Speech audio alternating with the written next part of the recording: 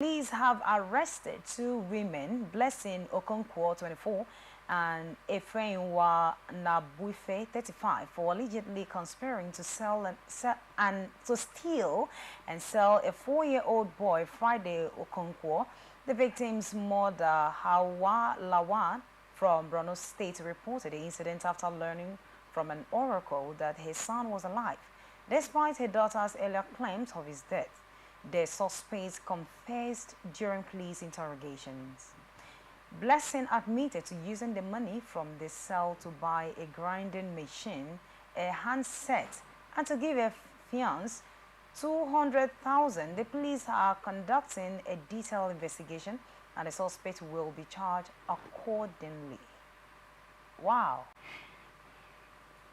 Should I say what a business? Or this is quite a pity that a young girl of 24 years and 35, they are now selling human for survival, selling brothers, selling siblings. I mean, at this age, we should be thinking, I mean, once you sit down, think how to achieve things in life, and the next thing to do is selling. Maybe I think also there's, without trying to apportion blame, there seems to be a lot of carelessness. If you read the news in detail, do you need an oracle to tell you your child is alive or not? Given that she's staying with the sibling went to take him from the mother and all those and all that, so for up to a year you have not seen. In this year and age of telecommunication, if you can't visit to see, at least there should be time when you make a call to the person he is staying with. I mean, the victim now that was sold, to stay with, oh, can I talk to my child? It's simple as that. You can't go 1 year without having to talk to him on phone. I want to understand what you're saying, because going through the story, now this is the details of the story that he actually sold the siblings. Yeah, all right? Yeah. Remember, she didn't sell them in order for them to be like, she didn't sell them, she didn't give them to someone to take care of them. No. She sold them. That is to say that whatever thing you want to do with my siblings is no longer my problem. I'm talking about on the part of the parents of the child, which is the lady's parents also, because the story says they are siblings. The child she sold is her sibling, a younger brother. Mm-hmm. Then she went to her mother and took the child, which is not out of place. You want to stay with your siblings, but the mother claimed that, oh, every attempt to find out the welfare of the child, since they have been staying together, she has asked, make inquiries, and nothing good comes out. So that's what I'm saying, that all this period you called her, you didn't ask. I mean, you are talking on phone. Yeah, you probably may not have visited her, but there should have been time when you insist on talking to your son on phone. Yeah, I agreed. He's staying with her sister, but there are times when you put a call, oh, can I talk to my child? If repeatedly, the excuses don't seem to be adding up. I call in the morning, you say, oh, maybe I can't talk to him now because he's in school or something. I call late at night. What is the reason that I shouldn't be able to talk to him? I mean, all this time, you never made any serious attempt to talk to the child on phone until the lady had to go to the east because of marriage, and the father had to go visit an oracle. Oracle now said, oh, the child is alive. As it is now, the children have been sold. Yes. What I'm saying is that... And report has gotten to the mother that they are nowhere to be found. Yes. Before the report got to the mother. That's the story here. And then the woman now decided to go to an oracle. There was a place in... No, it was the father that went to an oracle. The father, I mean to say. There is a place in Delta State where they committed a whole hospital, a government-owned building, to deities to be taken care of. Because they said that the human-owned factor is not working. So instead of them to employ a vigilante, instead of them to employ security personnel, let them commit it, let them plant a goddess, there be a deity, to take care of the place. That's what they believe. And when you say, do they really have to wait? Okay. Perhaps they have tried everything they could and it's not working. No. So the best thing they feel they felt it was okay, was to go to... No, let's go through the story again. From the mother's account, that is the mother of the two children, the one that sold and the one that was sold. The child, the daughter came to her and took her son and want to stay with the son, which is what the story says. And all the time they were staying with her, she never got to speak with the son. Every attempt to speak with the son was not successful, one excuse or the other, until the lady, the one who sold the brother, went to the east. Apparently, the parents are living apart, mother in the Adamawa or Bronu, father in the east. The lady wanted to get married and went to the east. It was when she got to the east, maybe under pressure, she told the father that the son is dead, which the mother was not told. Then the father had to go meet an oracle for an oracle. So that's why I'm saying the carelessness. All this time, how could your son have died and you were not informed of the burial within this same country? I mean, it's not adding up.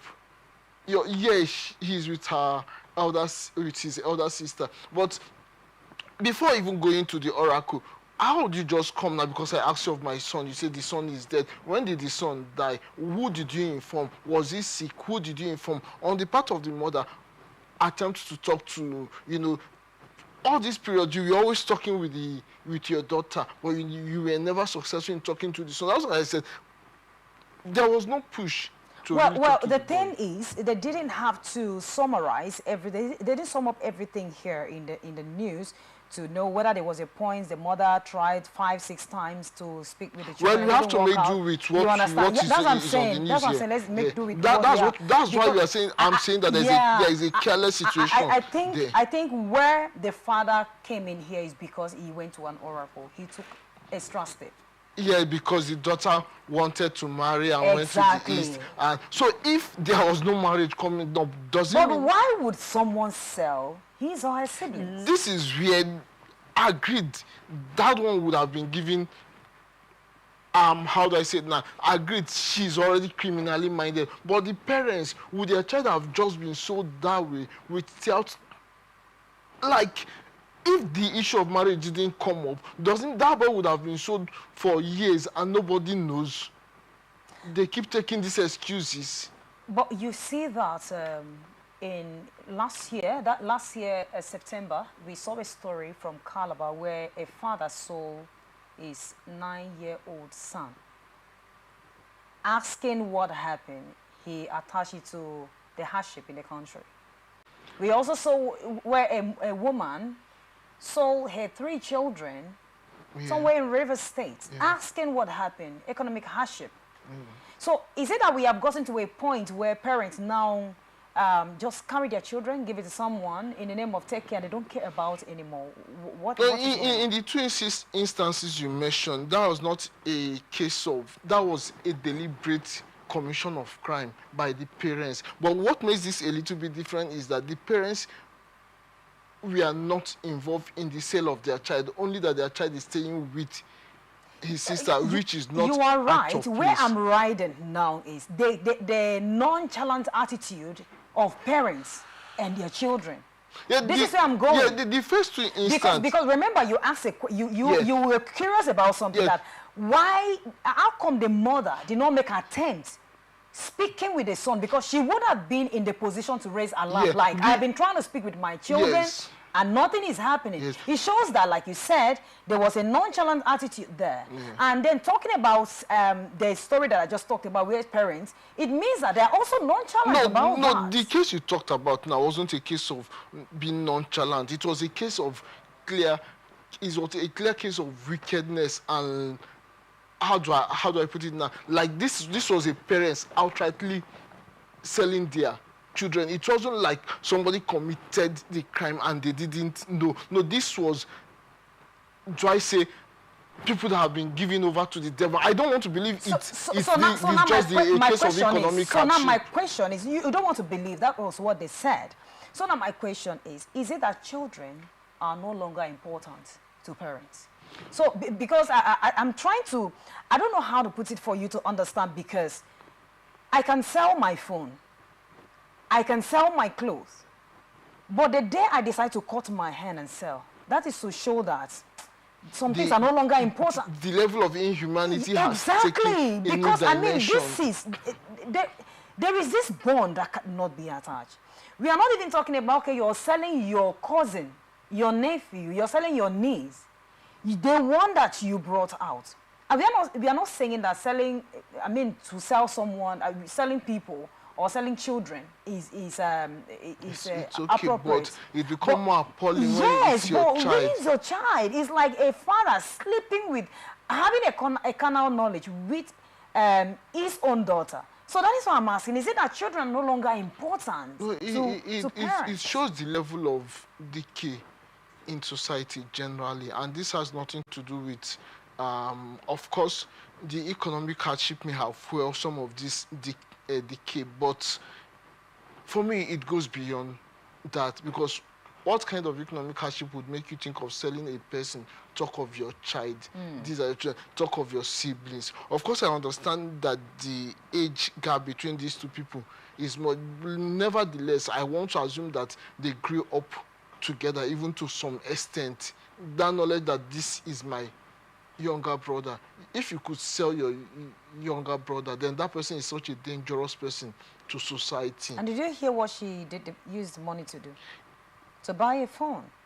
Even to give to her fiancé. Even if she has done something different with the money, it's inconsequential. But it's complete madness to think that that a human was sold for 400 and something, less than $500,000, and then these are all the needs you could think of. After meeting these needs, other needs would arise. What would you do? You probably look for other people to say. So it calls for caution and vigilance in our society, and it says a whole lot of things about the decay we face in our system. So what advice will you have for parents as it stands now? Because, of course, we know that a lot is going on in the society. And parents, on the other hand, because of the economic challenges, of course, is really pressing. Some of them are now seeing their children as a means of exchange to survive. So what advice do you have to give to them, or what did you have to tell them at this moment?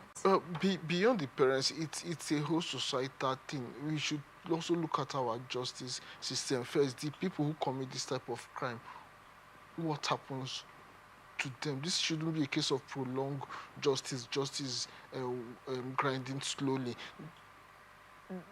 These people should be made as an example so that others can learn from them. Then parents also need to be a little bit more careful, especially in this case that your child is with somebody. If for any reason your child have to stay with somebody, at least you owe yourself and that child a duty to keep in touch with that child as much as possible. No excuse is good enough for you not to be in touch with that child within certain period of time. It depends on what arrangement you have, but definitely you owe that duty to keep in touch with that child. For even physical visits cannot be ruled out because you may not know everything through phone call or other forms of social media communication, stuff like that. But you owe yourself a duty periodically to either visit that child or that child comes visiting you, so you can physically ascertain the welfare, how that child is faring. Ask questions. You don't just take it for granted. Oh, he's staying with my sister, he's staying with her sister. As good as those things are, well, we all have examples where these things have failed. So there is nothing we should take for granted that, then we can't keep holding economic hardship as a reason. If you can't sell yourself because of economic hardship, there is no reason you should sell another person, even if it is your child, or send your child to stay with somebody. There's a way you can manage and raise that child by yourself without necessarily letting go. Because beyond this issue of selling the child or all the harms that comes in, there's also the issue of raising that child. That child you are sending to stay with somebody else, even if everything goes well, would that child be raised the way you would have wanted to raise that child? What is your vision about for that child? Would you confidently say that, oh, this child staying with my mother, father, or your siblings would be raised the way I wanted to raise them? Would you be fulfilled at what the child becomes at the end of the day? But how can the community and non-governmental organization come in to fight this? Because you see, parents just want to give out their children either as domestic workers, minors for that matter. Because I'm sure that if you look at the age that is sold, they're not up to 15-year-old child. You can't sell at this age. You can't just sell them like that. So in a situation, they just give out their children because they feel, okay, at least there you will be able to eat well since there is nothing at home. How can we come in now to fight this? Is it by reporting? Because you see some children out there 12 years are not in school. They are selling in the market for their guidance. Well, so well, reporting, creating awareness could be part of it. Then implementing laws. There is the Child Rights Act, which is already there. Yeah, and some states have domesticated it also. At least the states that have domesticated it can start by implementing it. It's not enough to make some of this law. There is also the Violence Against Persons Prohibition Act, which covers a whole lot of things, though that is more of a gender-based law. But, you know, when we begin to put these things to work, it may perhaps go a long way in solving some of these societal problems, especially as regard to human trafficking. Don't forget that there is a NAPT there, so they have to up their game because this falls under human trafficking.